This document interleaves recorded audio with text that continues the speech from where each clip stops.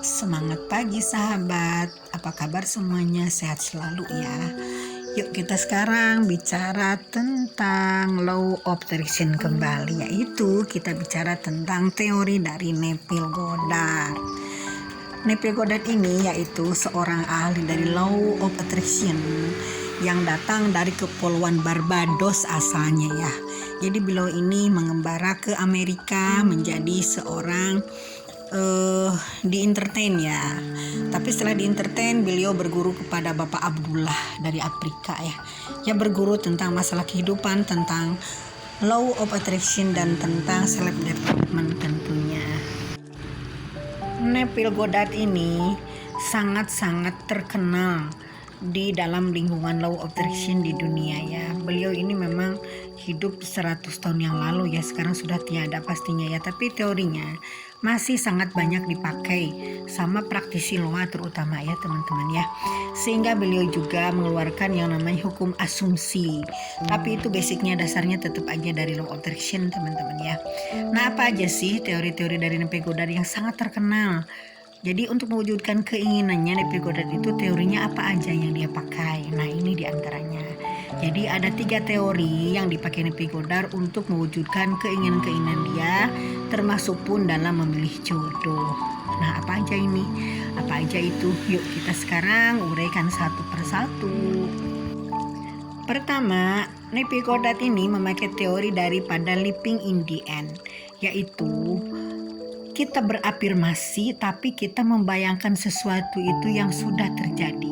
Jadi bukan misalkan kita dari Jakarta ingin ke Tokyo, bukan kita perjalanannya dari Jakarta ke Tokyo kita akan menemukan pesawat terbang, pramugari, awan, bukan itu, tapi membayangkan kalau kita dari Jakarta ke Tokyo kita sudah nyampe ke Tokyonya gitu.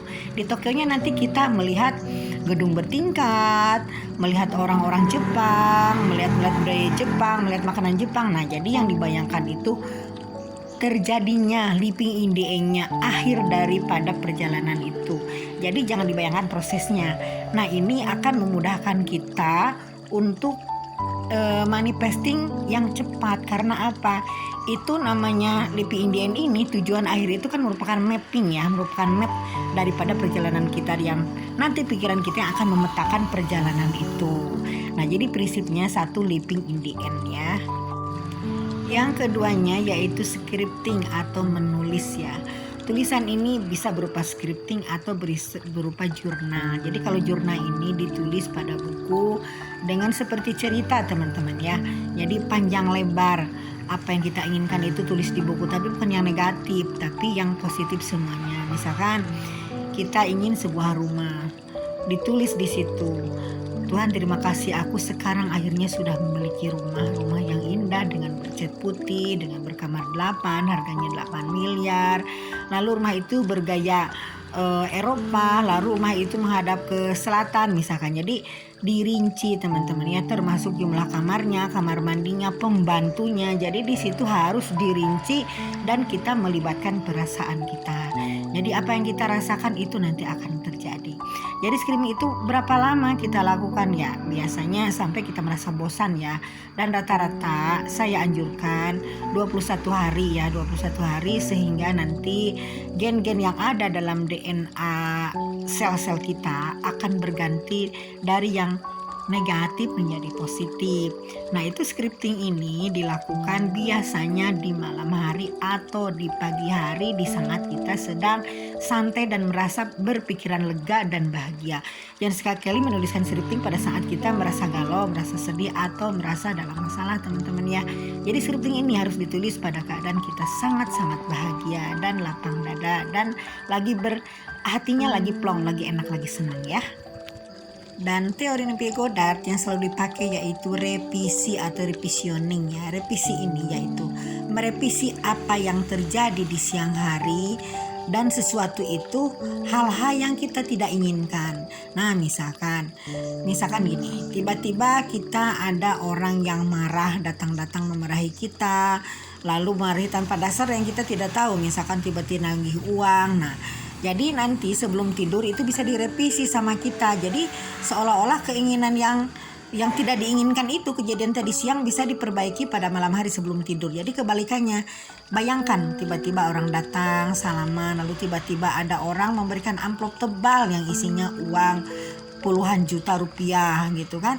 Nah, jadi diperbaiki keadaan yang semulanya buruk, tapi diperbaiki dalam pikiran kita dalam keadaan yang baik. Jadi kita jangan membawa masalah sebelum tidur.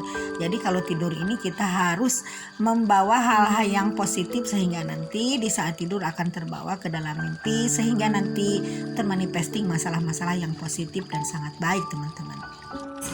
Jadi revisi ini kapan dilakukan? Revisi ini dilakukan selalu sebelum tidur ya, 10 menit sebelum tidur.